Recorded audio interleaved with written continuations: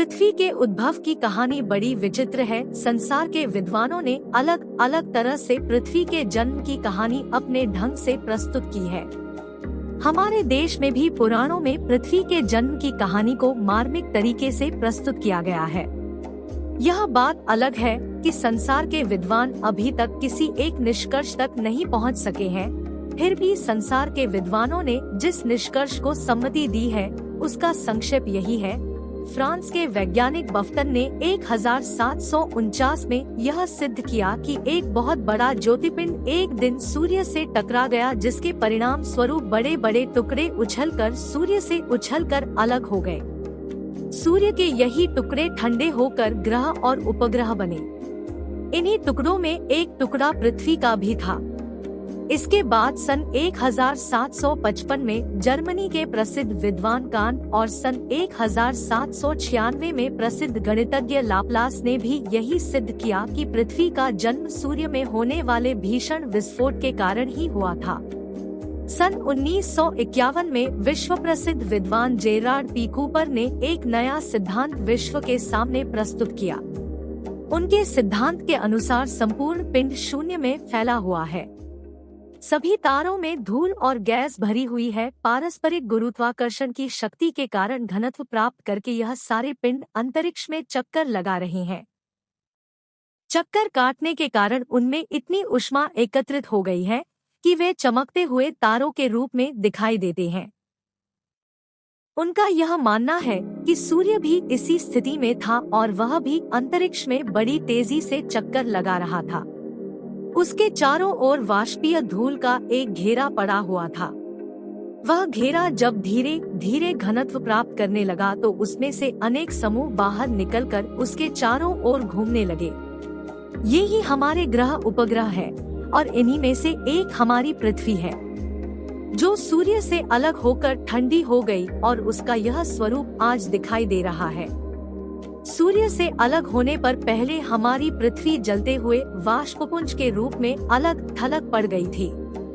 धीरे धीरे करोड़ों वर्ष बीत जाने पर उसका धरातल ठंडा हुआ और इसकी ऊपरी सतह पर कड़ी सी पपड़ी जम गई।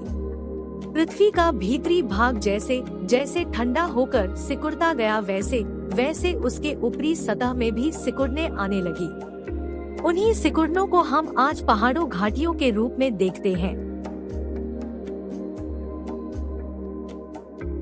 पृथ्वी धीरे धीरे ठंडी हो रही थी और उससे भाप के बादल उसके वायुमंडल को आच्छादित कर रहे थे।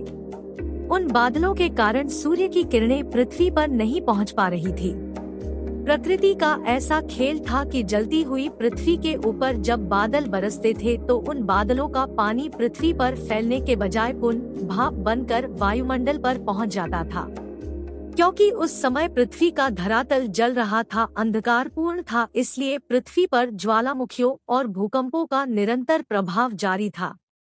करोड़ों वर्षों के इस प्राकृतिक प्रभाव से यह प्रक्रिया चलती रही और घनघोर वर्षा से पृथ्वी इतनी ठंडी हो गई कि उसके धरातल पर वर्षा का जल ठहरने लगा। वर्षा के जल ने एकत्र होकर समुद्रों का रूप ले लिया। आज वही समुद्र पृथ्वी के 3/4 भाग में फैले हैं।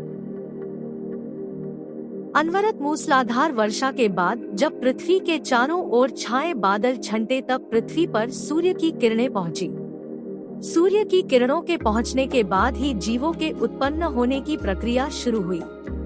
ऐसी अवस्था में पृथ्वी का स्थल भाग एकदम नंगा और गर्म ज्वालामुखियों से भरा हुआ रहा होगा, इसलिए जीवों की उत्पत्ति सबसे पहले समुद्रों में हुई। पृथ्वी पर जीवन कब अचानक शुरू हो गया यह तो कहना मुश्किल है, किंतु विद्वानों का कहना है कि जीवन के अंकुर विभिन्न अवयवों के बीच रासायनिक प्रक्रियाओं के चलते रहकर प्रोटोप्लाज्म के बनने से शुरू हुए। इसी प्रोटोप्लाज्म के एकत्रित होकर जीवकोश बनने के बाद जीवन आरंभ हुआ और यहीं से एक कोशीय जीव से लेकर हाथी जैसे जीवों का विकास हुआ।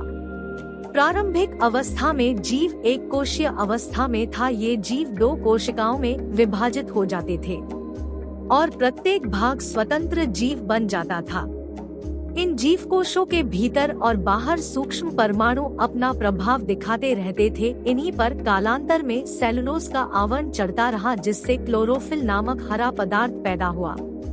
इस हरे पदार्थ का एक विशेष गुण यह था कि यह जिस कोश के भीतर रहता उसके लिए सूर्य का प्रकाश लेकर कार्बन डाइऑक्साइड को ऑक्सीजन और पानी में बदल देता था और यह जीवन के लिए आवश्यक तत्व बन गया।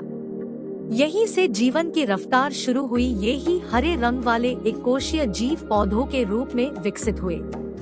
जिन जीव कोशों ने जो अपने में पर्णहरित का गुण पैदा किया वे आगे चलकर पृथ्वी पर वनस्पति के विकास का कारण बने और संसार में असंख्य प्रकार की वनस्पतियों का जन्म हुआ।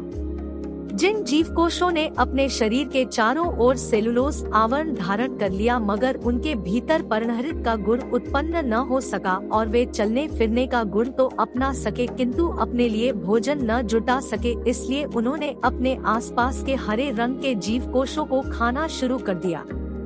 ऐसे जीव हरे वाले जीव कोशों की तरह गैसों और पानी को अपने लिए पानी और ऑक्सीजन में न बदल सके, इसलिए वे अन्य जीव कोशों को खाकर विकसित होने लगे। इन्हीं से सारे संसार के जीव जंतुओं का विकास हुआ। इस तरह करोड़ों वर्षों में विकास की विभिन्न कड़ियों के बाद संसार का जीवन चक्र आरंभ हुआ।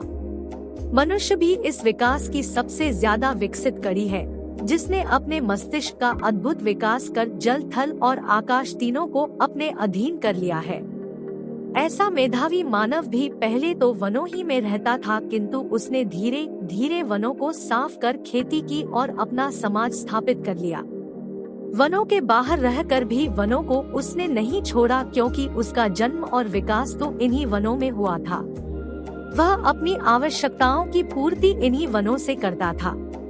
जैसे जैसे मानव की जनसंख्या बढ़ी, उसकी भौतिक सुखों की लालसा भी बढ़ी और उसने वनों में रहने वाले प्राणियों को नष्ट करना, खदेड़ना आरंभ किया और उसने एक सुरक्षित कृत्रिम अपने बनाए अप्राकृतिक वातावरण में घर बनाकर रहना शुरू किया। उपयोगी जानवरों को मांस और दूध के लिए पालना शुरू किया।